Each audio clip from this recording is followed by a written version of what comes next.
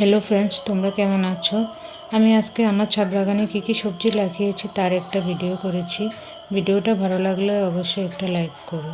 এগুলো সবগুলো শীত মৌসুমের সবজি। আমি এগুলো একটু আগে লাগিয়ে রেখেছি যাতে বাজারে ওঠার আগে নিজে খেতে পারি, কারণ বাজারে যখন উঠে প্রথম প্রথম এগুলো খুব দাম হয়।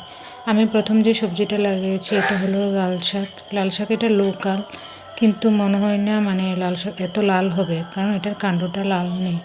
তারপরে এগুলো হলো অর্গানিক বাজার থেকে আনা সাদা মূলো। প্রত্যেকটা বীজ জার্মিনেট হয়েছে এবং কি প্রত্যেকটা বীজ ভালো ছিল, একটাও মিস যায়নি। আমার কাছে ভালোই লাগছে প্রত্যেকটা গাছ যে উঠেছে। তারপরে গ্রো ব্যাগে যেটা লাগিয়েছে সেটা হলো লাল মূলো। লাল মূলোগুলোও সেম, প্রত্যেকটা বীজ জার্মিনেট হয়েছে, একটাও মিস যায়নি।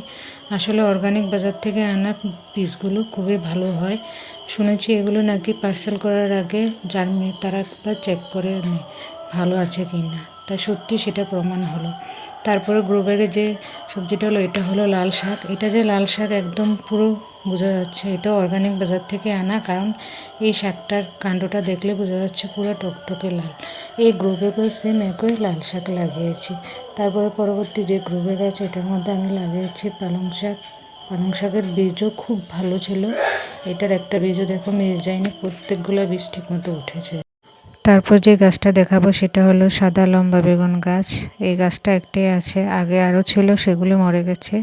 এই গাছ থেকে আমি অনেক বেগুন তুলেছি। একসাথে এই গাছটার মধ্যে বেগুনও আছে আবার ফুলও আছে, দেখো অনেক ফুল আছে গাছটার মধ্যে। তারপর যেটা দেখাবো সেটা হলো কুলেখাড়া গাছ। কুলেখাড়ার মাত্র 3টি লতা লাগিয়েছিলাম, এখন দেখো ক্ষেত হয়ে গেছে। শুধু এখানেই যে আছে তা নয়, আমার ঘরের সামনেও এই কুলেখাড়া গাছ আছে, আরো 2 জায়গাতে আমি লাগিয়েছি, সেখানেও কুলেখাড়ার ভালো বৃদ্ধি হয়েছে। তারপর এটা হলো আমার পালং শাকের গাছ। পালং শাকের গাছগুলো তেমন বেড়ে উঠছে না, কারণ মাটি তৈরি করার সময় আমি মাটিটাকে তেমন ভালোভাবে তৈরি করিনি। আর এটা হলো আমার চাল কুমড়ো গাছ, যদিও এটাকে আমাদের এখানে চাল কুমড়ো না ডিমে কুমড়ো বলে। এই গাছটা বড় হচ্ছে, কিন্তু এই গাছটার জন্য প্রচুর জলের প্রয়োজন, তাই আমি এই গাছটা নিচে লাগিয়ে দেবো। গ্রো ব্যাগ থেকে তুলে আমি মাটিতে লাগাবো, এতে গাছটা যথেষ্ট পরিমাণে বেড়ে উঠবে, এমনকি ফলনও হবে। তারপর এটা হলো আমার মরিচের গাছ। এটাকে আমাদের এখানে বাইরা মরিচ বলে। প্রচুর পরিমাণে মরিচ ধরছে। আমি একটা গ্রো ব্যাগের মধ্যে মাত্র 4টা মরিচ গাছ লাগিয়েছিলাম। প্রতিদিন আমি এখান থেকে মরিচ তুলে তুলে খাচ্ছি। ধরছে অনেকগুলি, প্রচুর পরিমাণে মরিচ এই গাছগুলি থেকে হচ্ছে। তারপর এগুলো হলো কলমি শাক। কলমি শাক বাজার থেকে কিনে এনেছিলাম, কিছু রয়ে গিয়েছিল, এগুলো লাগিয়ে দিয়েছে, এখন সুন্দর হয়ে গেছে। তারপরে এটা হলো আমার পুঁই শাকের পেটি। এখানে দেখো অনেকগুলি পুঁই শাক একসঙ্গে একদিকে চলে যাচ্ছে, মনে হচ্ছে যেন এগুলো যুদ্ধ করতে যাচ্ছে, দেশ স্বাধীন করবে, কারণ সবগুলোই দেখো একই দিকে ছুটছে একসাথে মিলে, কোথাও কোনো অন্যদিকে আর কোনো মুখই নেই এদের। তারপর আমি দেখাচ্ছি আমার ছাদ বাগানের লাউ গাছ। একটাই লাউ গাছ বড় হয়েছে, এগুলো ছিল বানর নষ্ট করে ফেলেছে, যার জন্য গাছগুলি মারা গেছে। আর 2-3টা ছোট ছোট লাউ গাছ আছে, কিন্তু এটাকে আমি ছাদে রাখবো না, কারণ লাউ গাছের জন্য প্রচুর মাটি আর জলের প্রয়োজন। ছাদে গাছটা এত ভালো হবে না, সেজন্য আমি এটাকে মাটিতে লাগিয়ে দেব। আর এটা হলো আমার বেগুনের চারা, আর অনেকগুলো বেগুনের চারা আছে। আর এটা হলো আমার কুমড়ো গাছ।